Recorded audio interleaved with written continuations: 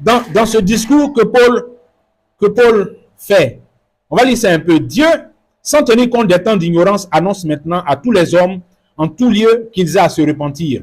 Parce qu'il a fixé un jour où il jugera le monde selon la justice par l'homme qu'il a désigné, ce dont il a donné à tous une preuve certaine en le ressuscitant des morts.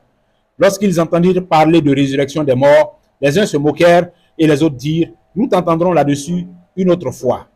Alors, ce que ce passage-là nous dit concernant la résurrection, parce que c'est ça le point culminant de son message qu'il leur adresse ici, concernant la résurrection du Messie. La résurrection du Messie est liée au jugement. D'après ce qu'on lit ici, que Paul dit.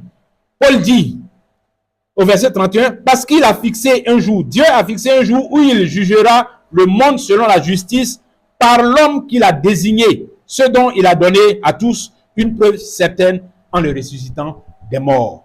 Voilà le développement que Paul fait. Il lie la résurrection de Jésus au jugement. La résurrection de Jésus, là, il la lie au jugement.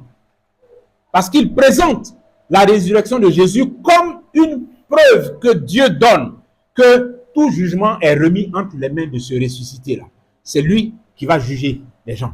Maintenant, pour que les gens aient une preuve qu'effectivement ce jugement aura lieu et que c'est celui-là qui va faire le jugement, il a ressuscité d'entre les morts. Est-ce que vous comprenez? Donc, quand Paul fait cette démonstration, il établit un lien entre la résurrection du Messie et puis le jugement.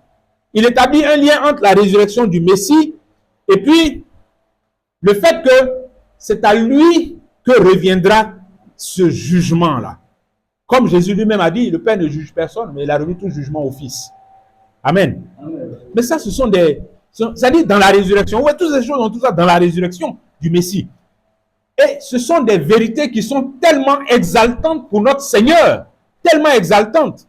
Ça veut dire que le message, dans le message de la résurrection du Messie, il y a que c'est le Messie qui est le juge. C'est le Messie qui est le juge. Dans le message de la résurrection du Messie, il y a que, eh bien, un jugement aura effectivement lieu.